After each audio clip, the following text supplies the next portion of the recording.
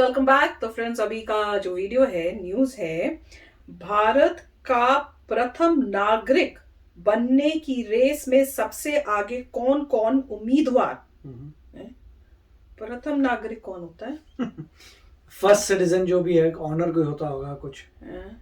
ऐसा भी कुछ था, हमें तो पता ही नहीं है। चलो वीडियो देखते हैं, वीडियो शुरू करते हैं। वीडियो शुरू करने से पहले अगर आप चैनल पर नए हो और आपने अभी तक सब्सक्राइब नहीं किया है तो जल्दी से पहले सब्सक्राइब के बटन और बेल आइकन को क्लिक कर लो ताकि आपको हमारे सारे न्यू वीडियोस के नोटिफिकेशन मिल जाए जैसे हम अपलोड करें। अगर आपको वीडियो पसंद आता है प्लीज लाइक एंड शेयर। चलिए शुरू करते हैं। अच्छा, पता है, एक बात मेरे को लगता है कि वीडियो में मेरे मुंह से अगर आप चैनल पे नए हो की जगह या तो मैंने बोल दिया नहीं हो, या सुनने में ऐसे आया है कि नहीं हो, तो मैंने पढ़ा था कमेंट कि अगर आप चैनल पर नहीं हो तो सब्सक्राइब कर दो। तो चैनल पे जो नहीं होगा वो कैसे सब्सक्राइब करेगा? उसको तो वीडियो नहीं देखने को मिलनी।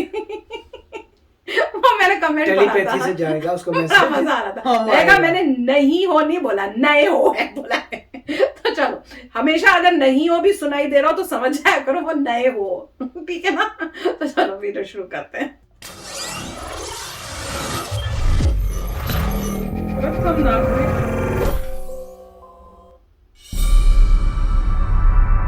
ये सिलेक्ट करेंगे।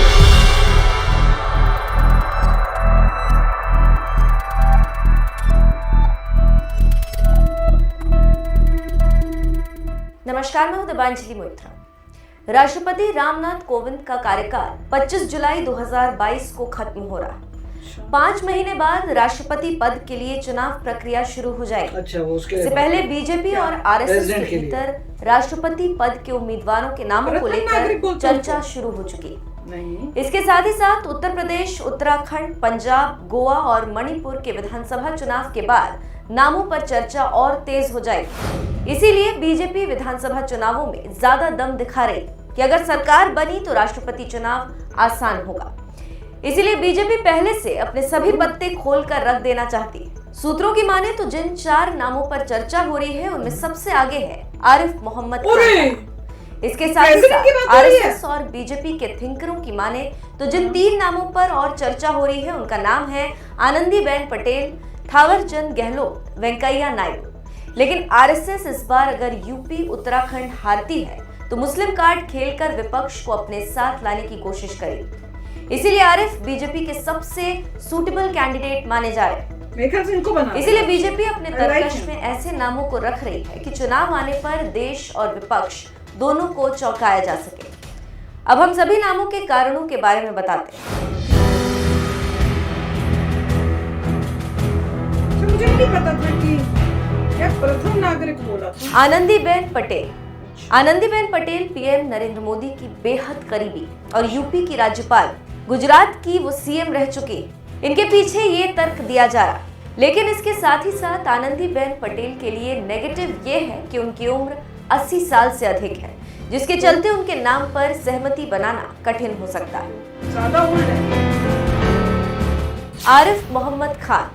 बीजेपी और आरएसएस जिस दूसरे नाम पर चर्चा कर रहे हैं उनका नाम है आरिफ। ये केरल के राज्यपाल हैं और यूपी के बुलंदशहर के रहने वाले हैं। शाहबानो केस को लेकर आरिफ ने राजीव गांधी सरकार में केंद्रीय मंत्री पद से इस्तीफा दे दिया था। इसके बाद वो सुर्खियों में आए थे। फिर 3 तलाक को लेकर बीजेपी और मोदी का समर्थन किया और मोदी की नीतियों के कट्टर समर्थक माने जाते हैं। बीजेपी उन्हें प्रगतिशील विचारधारा का मानती। ऐसे में बीजेपी और आरएसएस एक बार फिर से मुस्लिम चेहरे को राष्ट्रपति बनाकर न केवल भारत बल्कि पूरी दुनिया में ये मैसेज देना चाहेंगे कि वो मुस्लिम विरोधी नहीं बल्कि तुष्टीकरण का विरोध करते हैं। अब जिस तीसरे नाम की बात हो रही है वो है वेंकैया नायडू। वेंकैया नायडू। उपराष्ट्रपति वेंकैया नायडू आंध्र प्रदेश के रहने वाले और लंबे समय से बीजेपी से जुड़े और दक्षिण भारत में बीजेपी के पुराने चेहरे। नायडू 2002 से 2004 तक बीजेपी के राष्ट्रीय अध्यक्ष भी रहे। अटल बिहारी सरकार में केंद्रीय ग्रामीण विकास मंत्री रहे। तो आप समझ सकते हैं कि बीजेपी आरएसएस क्या सोच रहे। वहीं दिल्ली के राजनीतिक पंडितों का मानना है कि किसी राष्ट्रपति को रिपीट करने की परंपरा तो खत्म हो गई।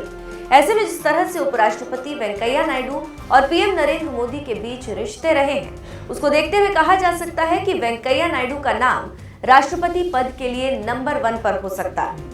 आरिफ मोहम्मद को उपराष्ट्रपति पद के लिए बीजेपी उम्मीदवार बना सकती, लेकिन ये सभी कल्पना है। देश जानता है कि मोदी और अमित शाह चौंकाने के लिए जाने जाते हैं और इसका सबसे बड़ा उदाहरण रामनाथ कोविंद है, जिन्हें कोई नहीं जानता था कि ये भी राष्ट्रपति बन सकते हैं। लेकिन पीएम मोदी ने चौंकाते हुए राष्ट्रपति पद का प्रत्याशी उन्हें बनाया और जिता दिया। देखना होगा कि इस बार जुलाई में मोदी अमित शाह की जोड़ी क्या गुल खिलाती।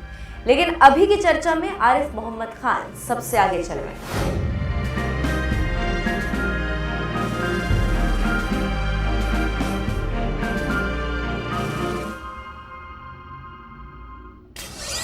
तो फ्रेंड्स यार हाँ मेरी तो चॉप हो गई।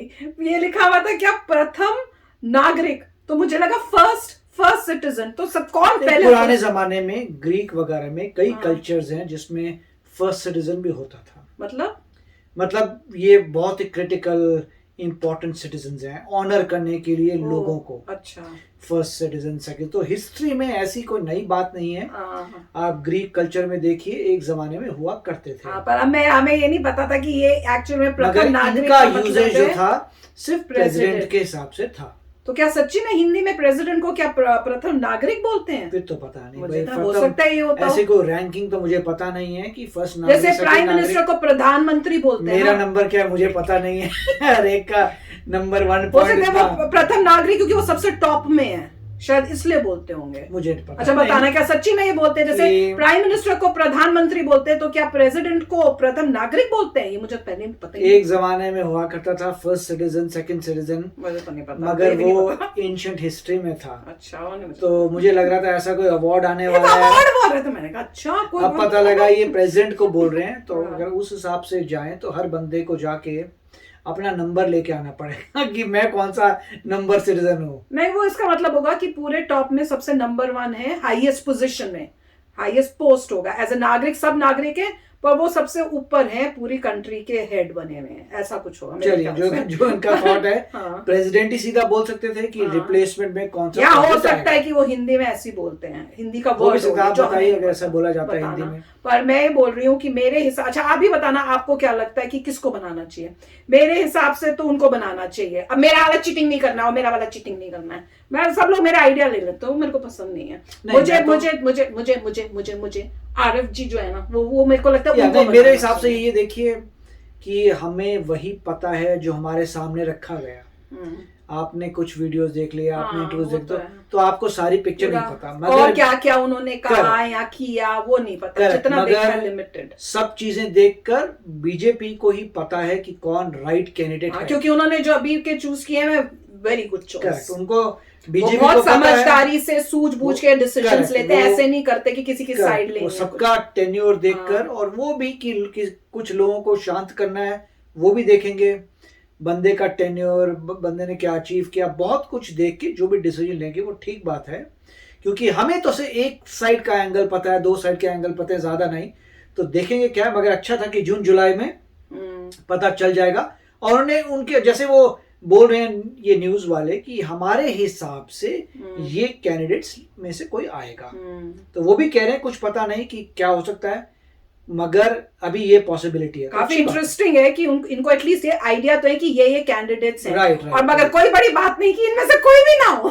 क्योंकि कह रहे हैं ना, जैसे लास्ट टाइम में यही हुआ था कि किसी को पता ही नहीं था, और आउट ऑफ द ब्लू मतलब पता उन्होंने चुने हैं। और ध्यान, और वैसे मैं सच्ची बोल रही हूँ कि मोदी जी जो है, गवर्नमेंट जो है, वो बहुत ध्यान से ऐसे ऐसे कोहिनूर ढूंढ के लाती है। अब जैसे जब इस बार इन्होंने अवार्ड्स दिए थे सारे, तो कहां से जो अकम्पलिशमेंट्स थी जिनके नाम भी नहीं सुने थे, कोई गांव में उन्होंने कुछ किया हुआ है, कोई कहीं कुछ किया हुआ है, कोई अकम्पलिशमेंट्स की हुई है, उन सबको मतलब लेके उनको अवार्ड्स दिए थे, जो ऑनर करने वाले नेशनल अवार्ड्स दिए थे।